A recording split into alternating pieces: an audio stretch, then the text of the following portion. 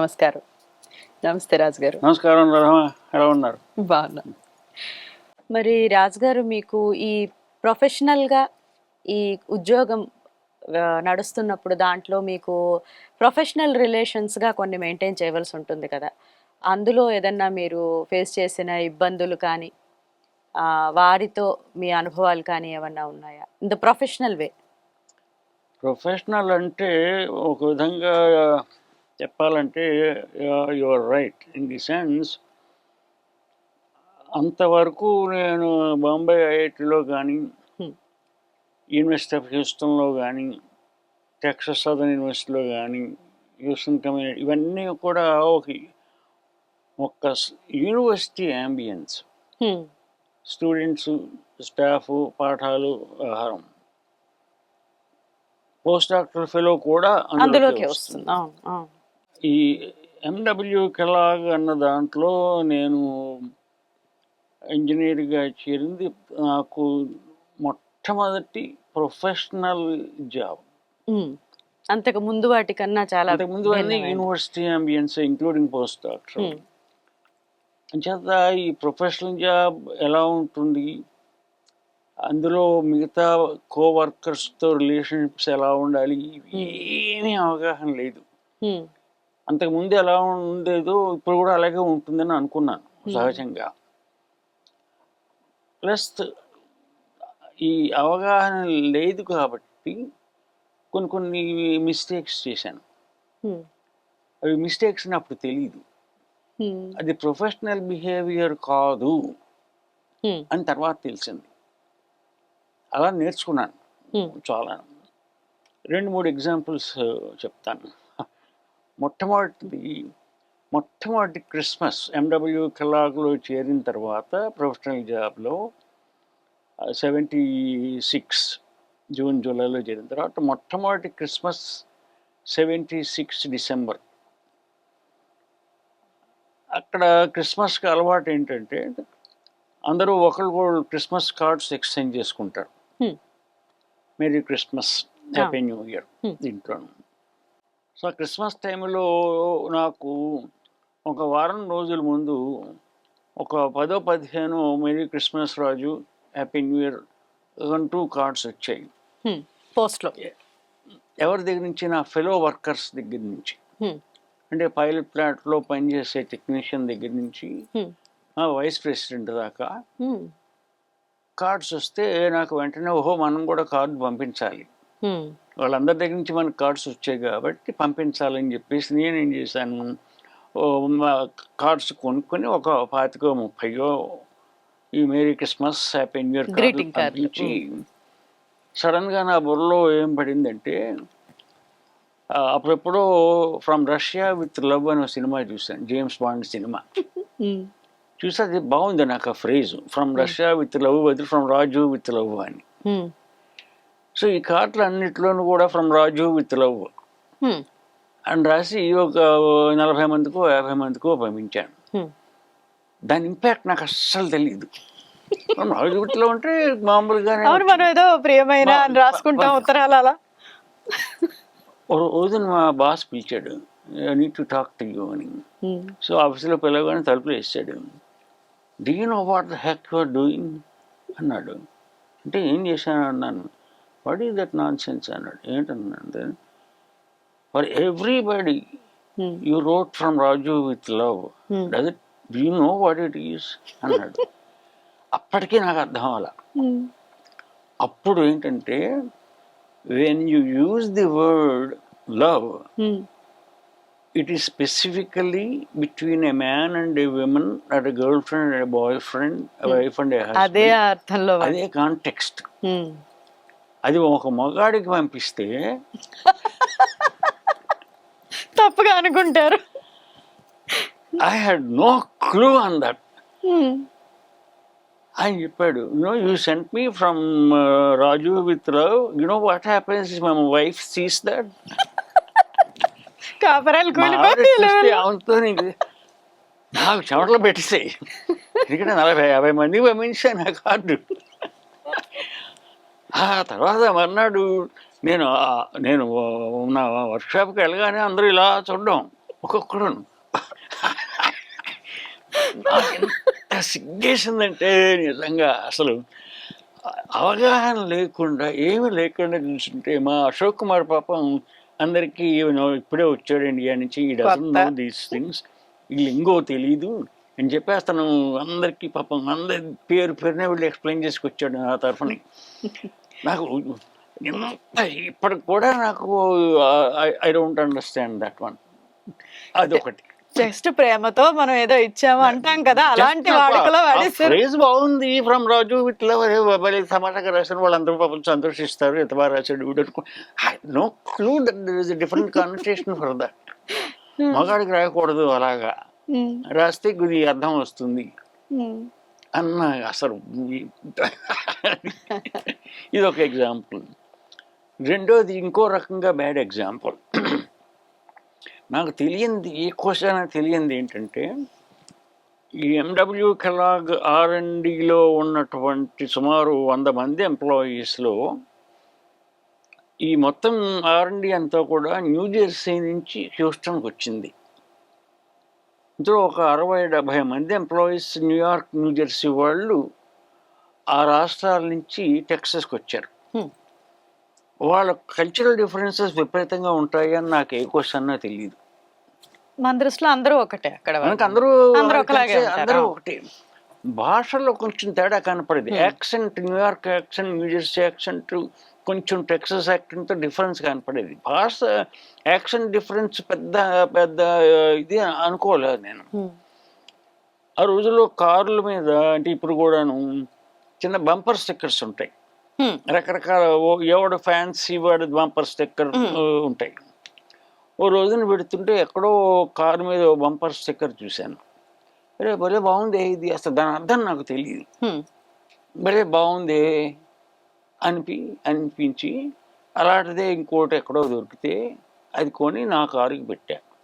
ఏముందండి మీద? ఓకే, అంటే నాకు ఆ ఏజ్లో నాకేం పెద్ద అనిపించలా. ఆ బంపర్ స్టిక్కర్ ఏమంటుందంటే let the bastards freeze in dark.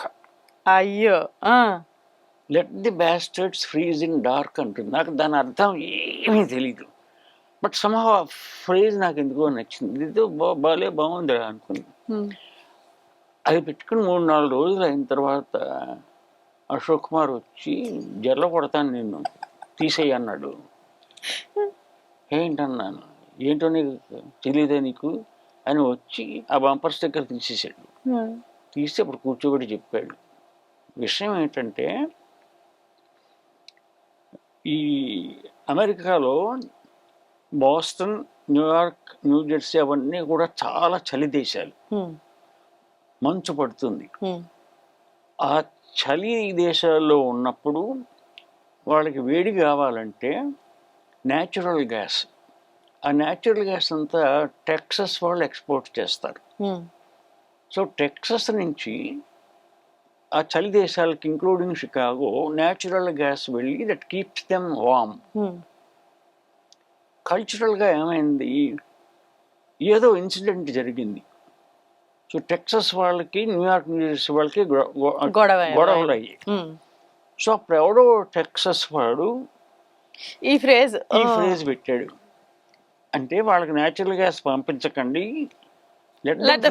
Dark.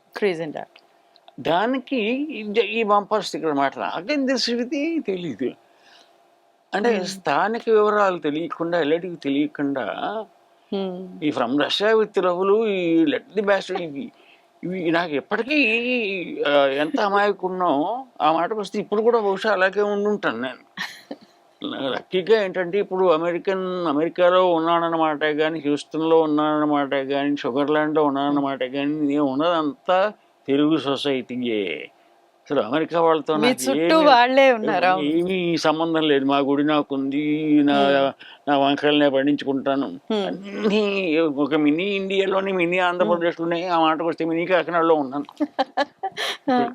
అంటే అప్పుడు తెలిసేది కాదు. ప్రొఫెషనల్ రిలేషన్షిప్స్, ప్రొఫెషనల్ జాబ్ ఎలా ఉండేది నాకు అప్పుడు ఏమీ తెలియదు అనడానికి మరొక ఎగ్జాంపుల్ చెప్తాను. In the course of my job చేసేటప్పుడు నేను కొన్ని వస్తువులు కొనాల్సి వచ్చేది. ఒక పంపు, లేదా 4 బోల్ట్లు, నట్స్, ఇలాంటివన్నీ కానీ కొనాల్సి వచ్చేది. అప్పటిదాకా నా అలవాటు ఎన్ని కొనాల్సి వచ్చేది వెళ్ళి కొనుక్కొచ్చేయడమే. ఒక ప్రోటోకాల్ తెలియదు నాకు. కంపెనీలో ప్రోటోకాల్ ఏంటంటే, suppose I have to purchase a pump. ఆ పంప్ స్పెసిఫికేషన్స్ రాయాలి, మా బాస్ అప్రూవల్ తీసుకోవాలి. సో బడ్జెట్లో అమౌంట్ సరిపోతుంది అప్రాక్సిమేట్గా కనుక్కోవాలి. దీనికి వెండర్స్ ఎవరో నేను ఈ 3-4 వెండర్స్ అని ఒక సూచన చేయాలి, సజెస్టెడ్ వెండర్స్. ఫలానా పంప్ కంపెనీ, ప్యాటర్సన్ కంపెనీ, అయితే ఫలానా ఎక్సాన్ కంపెనీ, ఇలా 3-4 పంపించాలి. ఆ రిక్విజిషన్ ఫర్ పర్చేజ్ దాన్ని నేను పర్చేజింగ్ డిపార్ట్మెంట్కి ఇవ్వాలి. అప్పుడు పర్చేజింగ్ డిపార్ట్మెంట్ వాళ్ళు వాళ్ళందరినీ రిక్విజిషన్స్ తీసుకుని వాళ్ళ దగ్గర నుంచి కొటేషన్స్ తీసుకుని ఒకటి సెలెక్ట్ చేసుకుని నా అప్రూవల్కి అడుగుతారు, ఇది ఓకేనా అని. అప్పుడు నేను ఓకే అంటే వాళ్ళు తెప్పిస్తారు. ఇది ప్రాసెస్. నాకు ఇది ఏం తెలియదు. నాకేం తెలియక ఒకసారి ఏం చేశాను, ఏదో కావాల్సి వచ్చింది, వెండర్ని పిలిచాను. వెండర్ వచ్చాడు, మాట్లాడాడు. నాకు తెలియకుండా వాడిని లంచ్కి తీసుకెళ్ళి లంచ్ పెట్టా. వెండర్ నాకు పెట్టాలన్నమాట లంచ్. ఆ ప్రోటోకాల్ మనకి తెలియదు. వాడు ఎవడో పాపం ఎక్కడి నుంచి వచ్చాడు, కాలిఫోర్నియా నుంచి. సో అది బై హిమ్ లంచ్ అని వాడిని తీసుకెళ్ళి లంచ్ పెట్టి ఎక్స్పెన్స్ రిపోర్ట్కి మా బాస్కి అప్లై చేస్తే వాడు వెండరు, వాడు పెట్టాలి లంచ్, నువ్వు పెడతావు అంటున్నట్టు. ఈ రిఫ్యూజ్ టు పే. $30 ఎంతో బిల్లు నాకు. అప్పుడు నాకు ఇది ఇలా ఉందనుకుని ఈ పర్చేజ్ ఆర్డర్ వెండర్కి డైరెక్ట్గా ఇచ్చాను. అది పర్చేసింగ్ ఆఫీసర్కి తెలిసింది. తెలిసి మా బాస్కి కంప్లైంట్ చేశాడు. మా బాస్ నన్ను పిలిచాడు, ఏం చేసావు నువ్వు అని. అంటే ఆర్డర్ చేశాను. ఎవరిని అడిగి ఆర్డర్ చేశాను అంటే, ఎవరిని అడిగి నాకు కావాలి కదా ఇది, నీడ్ దిస్ పంప్. సో అప్పుడు ఇదంతా ప్రోటోకాల్స్. ప్రొఫెషనల్ జాబ్లో 1, 2, 3, 4, 5 ప్రోటోకాల్స్ ఇంత స్ట్రిక్ట్గా ఉంటాయి, ఇంత స్ట్రిక్ట్గా ఫాలో అవుతారు. ఆ పర్చేసింగ్ అమ్మాయి నన్ను కూర్చోబెట్టి, డైరెక్ట్గా నీతో చెప్పకూడదు, సో కాల్ యువర్ బాస్ అని మా బాస్ని పిలిచి, మా బాస్ ఎదురుగుండా నాకు ఈ ప్రోటోకాల్స్ అన్నీ డీటెయిల్గా ఎక్స్ప్లెయిన్ చేశారు. అంటే ఇవన్నీ ఏమీ తెలియదు. ఇవన్నీ తెలియడానికి 2-3 years పట్టింది. ఇవన్నీ నాకు ఎక్కడ ఉపయోగపడ్డాయంటే, నా సొంత కంపెనీ పెట్టుకున్నప్పుడు ఇవన్నీ తర్వాత తెలిసి వచ్చాయి. సో ఇలాంటి పొరపాట్లు భలే చేసేవి. ఒక 3 years, మేబీ 1980-81 జ్ఞాపకం లేదు నాకు, మలేషియాలో మేము మా కళా కంపెనీ కడుతున్న ఒక LNG plant, liquefied natural gas plant మలేషియాలో. వాళ్ళకి ఆ ఊరి పేరు బించూలు, చిన్న గ్రామం. దానికి న్యాచురల్ గ్యాస్ అంతా కూడా ఆస్ట్రేలియా నుంచి వస్తుంది. ఆ వచ్చిన న్యాచురల్ గ్యాస్ని ఆ షిప్స్ నుంచి, ఆ పైప్ లైన్స్ నుంచి కూడా మెగా పంప్స్ అన్నమాట, అవి చాలా పెద్ద పంప్స్ అవి. ఆ పంప్స్ నుంచి సీ వాటర్ పంప్ చేస్తారు. సీ వాటర్ పంప్ చేసి న్యాచురల్ గ్యాస్ కూల్ చేయడానికి దానికి వాడతారు. పెద్ద పంప్స్ అవి. అది ఇన్స్టలేషన్ అవి చేశారు. చేసి వాటిని టెస్టింగ్ అది చేయాలి. చాలా కేర్ఫుల్గా చేయవలసినటువంటి టెస్టింగ్ అది, ఎందుకంటే చాలా పెద్ద పవర్ఫుల్ పంప్స్ అవి. అక్కడెక్కడో కమ్యూనికేషన్ గ్యాప్ వచ్చి ఆ ప్లాంట్లోను మలేషియాలో ఒక 4 కొరియన్ వెల్డర్స్ ఒక పైప్ మీద వెల్డ్ చేస్తుంటే తెలియకుండా ఎవడో ఆ పంప్ స్టార్ట్ చేశారు. అయ్యో! ఆ పెద్ద హై పవర్ పంప్ స్టార్ట్ చేయగానే ఆ పైప్లోకి నీళ్లు ఒక్కసారి వెళ్ళి పైప్ కుదిలి వీళ్ళు ఒక 100 feet పైకి వెళ్ళి కింద పడి చచ్చిపోయారు. 4 వెల్డర్స్ చచ్చిపోతే తప్పని ప్లాంట్ కట్టేశారు. కట్టేసి ఇన్వెస్టిగేషన్, వాళ్ళు ఎందుకు చచ్చిపోయారు, ఎలా చచ్చిపోయారు అనే కంటే what caused the pipe to burst. దీని వైబ్రేషన్కి అసలు ఎంత వైబ్రేషన్ వచ్చింది, దాని లిమిట్ ఎంత, దానికి కెపాసిటీ ఎంత, అసలు అంత పైకి వాడు వెళ్ళి చచ్చిపోవడానికి ఇంత ఎందుకు వచ్చింది, ప్రెషర్ ఎందుకు వచ్చింది. ఆ ఇన్వెస్టిగేషన్ నా మీద పడింది. ఓకే. నేను R&Dలో ఉంటాను కాబట్టి నాకు బాస్ అర్జెంట్గా పిలిచి అర్ధరాత్రి 1 గంటకి you're going to Malaysia tomorrow. US నుంచి మలేషియా. సో మలేషియా వెళ్ళి నేను వాటి స్ట్రెస్, వాటి స్ట్రెయిన్, అసలు ఇవన్నీ మెజర్మెంట్స్ అన్నీ తీసుకుని అసలు ఏం జరిగింది, లేకపోతే అసలు వాటి యాక్చువల్ లెవెల్స్ ఏమిటి, అక్కడ జరిగింది ఏమిటి, ఒక ఒక ఒక కైండ్ ఆఫ్ రీసెర్చ్ రిపోర్ట్ తయారు చేయడానికి నా జాబ్ అది.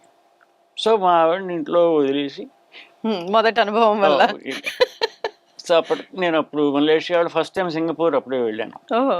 On the way to Malaysia సింగపూర్లో వెళ్ళాలి. సింగపూర్ వెళ్ళి సింగపూర్లో 3 days అక్కడ మా కంపెనీ వాళ్ళు కొంతమందిని మీట్ అయ్యి అక్కడి నుంచి కౌలాలంపూర్ వెళ్ళి ఆ వించూరులోనే చాలా చిన్న గ్రామం ఒక సంచేత అక్కడికి హెలికాప్టర్లో వెళ్ళాలన్నమాట. హెలికాప్టర్లో దీనికి వెళ్ళి వించూరులోకి వెళ్ళి ఓ పడవలో నది దాటి ఈ ప్లాంట్కి వెళ్ళాలి. వెళ్తే అక్కడ మా క్వార్టర్స్ అన్నీ ఉంటాయి, ఫుల్ ఫ్లెడ్జ్డ్ క్వార్టర్స్. ఒక హై స్కూల్, టెన్నిస్ కోర్ట్స్ దగ్గర నుంచి అన్నీ ఫుల్ ఫ్లెడ్జ్డ్ క్వార్టర్స్. వెళ్ళి అక్కడ ఒక ఆల్మోస్ట్ 15 రోజులు ఉన్నాను నా ఇన్వెస్టిగేషన్కి, దీనికి దానికి. టెక్నికల్గా చాలా మంచి ఎక్స్పీరియన్స్. అప్పటికి 2-3 ఏళ్ళు అయింది కాబట్టి మా ఆవిడకి కాస్త అలవాటు అయింది. ఉద్యోగం ఉంది, పక్కన అశోక్ కుమార్ ఉన్నాడు, ఇవన్నీ. ఇలాగా కంపెనీలో నేను నేర్చుకున్నవి ప్రోటోకాల్స్. ఒక కంపెనీ ఎలా నడవాలి, ఒక డిపార్ట్మెంట్ ఎలా నడపాలి, దాని బడ్జెట్ ఏంటి, దాన్ని ఎక్కడి నుంచి ఎలా తీసుకెళ్ళాలి, ముఖ్యంగా హ్యూమన్ రిలేషన్షిప్స్. అందులో నేను డెఫినెట్గా very successful in MW Kellogg. For example John Stone అని ఉండేవాడు, ఆ పైలట్ ప్లాంట్లో టెక్నీషియన్. వాడు నేను ఏం చెప్తే చేసేవాడు అవుట్ సైడ్ ఆఫ్ వర్క్. జనరల్గా 5 o'clock వర్క్ అయిపోయిన తర్వాత వాడవడం మనం వాడడం ఎవ్వరికీ తెలియదు. అలాంటిది ఒక 5-6 నాతో out side of work they use to maintain a friendship. Very unusual. American సొసైటీలో సాధారణంగా ఉద్యోగం అయిపోయిన తర్వాత ఎవ్వరు ఎక్కడున్నారో ఎవరికి తెలియదు. మళ్ళీ మన్నాడు పొద్దున ఆఫీస్లోనే కలుస్తారు. Nobody nose anything personal about anybody else. అంత స్ట్రిక్ట్గా చాలా కేర్ఫుల్గా ఉంటారు అందరూ కూడా. బట్ నాకు లక్కీగా కొంతమంది ఫ్రెండ్స్ అక్కడ అవ్వడం. బట్ నేను ఎప్పుడైతే MW కెలాగ్ మానేస్తానో they also vanished. I don't know where they are. ఉన్నంత కాలమే ఆ ఫ్రెండ్షిప్ అంతా కూడా. Outside of that one I don't know anything. మీరు ఒక రకంగా మనుషులు కావాలి మీకు చుట్టూరా, అందరూ నా వాళ్ళు అనుకునే ఆ మెంటాలిటీలో మీరు ఉన్నారు కాబట్టి. అందరితోటి నేను మాట్లాడడం ఇష్టం, నాకు మాట్లాడించుకోవడం ఇష్టం. I like that. నాకు మనుషులు సోషల్ ఇంటరాక్షన్స్ మీకు ముందు నుంచి మీరు అందరూ కావాలనుకునే వ్యక్తులు. అండ్ అవకాశం ఉన్న చోట ప్రతి వ్యక్తి నుంచి, ప్రతి పరిస్థితి నుంచి నేర్చుకుంటూ ఎదిగిన వ్యక్తిగా మిమ్మల్ని చూడడం చాలా సంతోషంగా ఉంది. ఖచ్చితంగా ప్రతిరోజు ఏదో ఒకటి నేర్చుకుంటానని అనుకుంటాను నేను. ఎప్పుడు నిత్య విద్యార్థిగా వెళ్తుంది మీ లైఫ్ ఇవాళ వరకు? ఎక్కడో అక్కడ ఎవరితో ఏం మాట్లాడినా కూడా ఏదో కొత్త విషయం తెలుస్తుంది, నేర్చుకుంటాం దాన్ని. అదొక సరదా. అదే దాన్ని నేర్చుకోండి. మనకు అన్నీ వచ్చేసలే కదా గుడ్డు అనుకోవడానికి. అలా అనుకుంటే తలుపులు వేసేసుకున్నట్టే కదా. రాదని ఖచ్చితంగా నాకు తెలుసు, ఏమీ అనుమానం ఏం లేదు నాకు అందులో. ఇది ఈ జాబ్ మనకు చాలా బాగా జరిగింది. కానీ బేసిక్గా 1981 అంటే ఒక 4-5 ఏళ్ళు కలాగా చేసిన తర్వాత రూమర్స్ స్టార్టెడ్.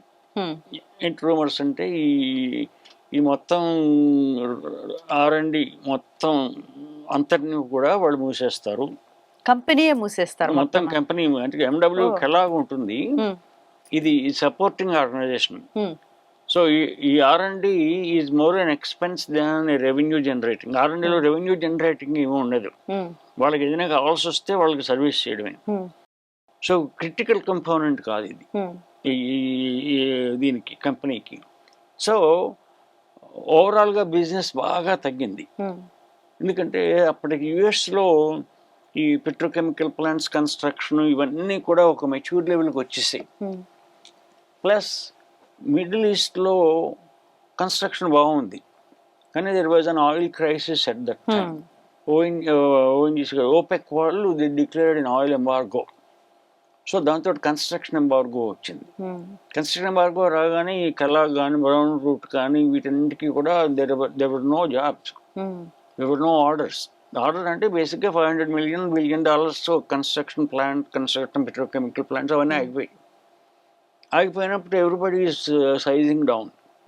కంప్లీట్ డౌన్ సైజింగ్లో ఈ మొత్తం R&D ల్యాబ్ని తీసేద్దామని ప్లాన్ చేశారు. మాకు వర్క్ ఫ్లో బట్టి కూడా తెలుస్తుంది, మనకి వర్క్ రిక్వెస్ట్ రావట్లేదు అనుకో, that means nothing is going on anywhere. ఉద్యోగంలో పని లేనప్పుడు మనం పొద్దున పెడతాము, there was nothing to do బేసిక్గా. సో అర్థమవుతుంది ఇది ఎన్నాళ్ళలో ఉండదు అని. సో 81లోనే నేను, అశోక్ కుమార్ లోల్ఫిలి, we started talking and we started looking, ఇదేదో అవుతుంది ఇక్కడ ఈ కంపెనీకి. Plus I was already unhappy in working for somebody. అంతవరకు కంప్లీట్గా ఇండిపెండెంట్గా బతికిన మనిషిని ఒక 3-4 ఏళ్ళు ఒక కంపెనీలో ఉద్యోగం చేస్తూ పర్చేసింగ్ ఆఫీసర్ నాకు చెప్పాలి, బాస్ నాకు చెప్పాలి, ఆ టెక్నీషియన్ చెప్పిన రెస్ట్రిక్షన్స్ లా అనిపించేదా మీకు కూడా మన చుట్టూ తాళ్ళు బిగించినట్టుగా ఉంటుందన్నమాట. ఇది they are doing their job. At the same time నాకు తాళ్ళు కట్టేసినట్టు ఉంటుంది. నాకు ఇంకో పంపు కావాలంటే just pick up the phone and call. అలాంటిది అలా కుదరదు, ఇలా వెళ్ళాలి. దీనికి 15 రోజులు పడుతుంది. ఇంపేషెంట్, నాకు ఇప్పటికి కూడా ఇంపేషెన్స్ ఉంది. చాలా మటుకు పనులు అంతా నేనే ఎందుకు చేసుకుంటానంటే ఇదే ఇంకోళ్ళకి చెప్పి వెయిట్ చేయలేక, యువతల మీద నమ్మకం లేక కాదు. నేను ఇది అనుకున్నాను అనుకో, సాహితీ సాస్ పెట్టాలంటే పలానా పని చేయాలంటే 99% నేను చేసేసుకుంటాను. నాకు టైం లేకుండాను, లేకపోతే ఈ పని వాళ్ళైతే బాగా చేస్తారు అనిపించినప్పుడే మిగతా వాళ్ళకి చెప్తాను. నాకు నా తరహా అది. Everything I want to do my self. ఆ టెంపర్మెంట్లో ఉన్నవాడిని 81కి వచ్చేటప్పటికల్లా ఇది మనకి కంపెనీ వ్యవహారాలు పనికిరావు, ఇదేమీ ఆ టైంలో మా బాస్ నన్ను పిలిచి ఈ డిపార్ట్మెంట్ అంతా మూసేసా ఉన్నారు, ఎవరిని లే ఆఫ్ చేయమంటావు ముందు అంటే, అప్పుడు నేను చెప్పింది ఏంటంటే, ముందు నన్ను లే ఆఫ్ చేసి నేను ఎలాగా looking at other ways of making a living, ఇది నాకు కుదరట్లేదు. నన్ను మొట్టమొదటి చేసే ఒక్కొక్కడిని, వాడికి సంసారం ఉంది, వాడికి 3 పిల్లలు ఉన్నారు, వాడిని ఆఖరిని లే ఆఫ్ చేయి పాపం. Just being naturally nice to everybody. So but మా బాస్ అలాగే అని చెప్పి I was the last fellow.